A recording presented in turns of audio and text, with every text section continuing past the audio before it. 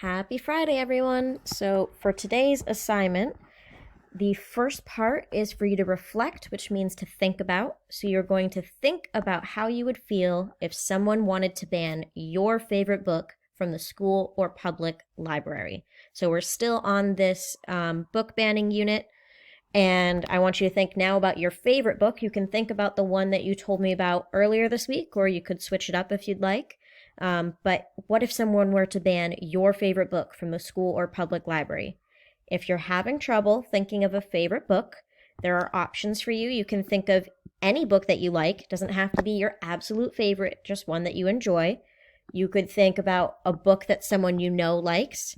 Or if you're really, really stuck, you could think about comic books or graphic novels being banned as an entire genre.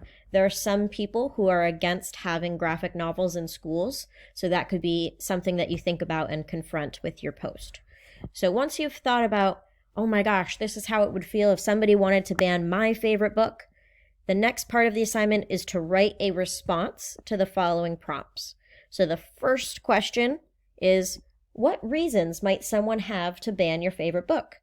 No one ever bans things without a reason. So whether it's a character that's sexist or stereotypical, whether there's too much violence or too much action in your story, maybe the characters are using bad language, maybe there's some kind of like inappropriate content like kissing or more in your book that parents aren't going to like.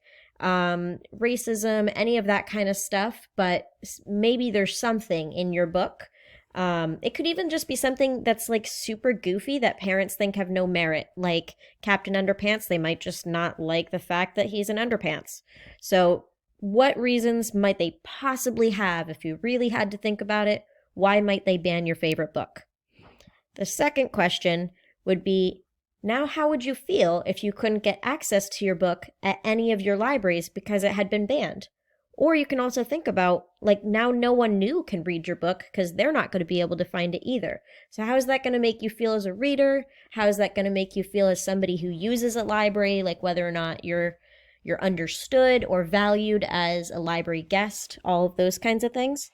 And then the third question, if you are really passionate about your favorite book, then give me a reason. Why should your book be kept in libraries? What makes it so great and what makes it worth reading?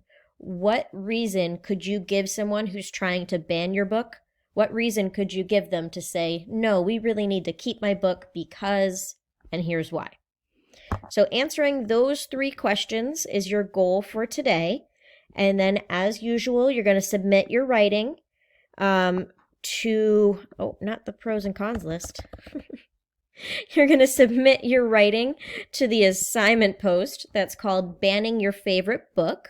And that's going to be on Google Classroom as it usually is. Again, it's gray because it's scheduled in advance. But this is the same thing that I just went over with you, the same prompts. And this is the lesson plan doc. I will also attach this YouTube video here. But I want you to make a document and submit it to this Banning Your Favorite Book post.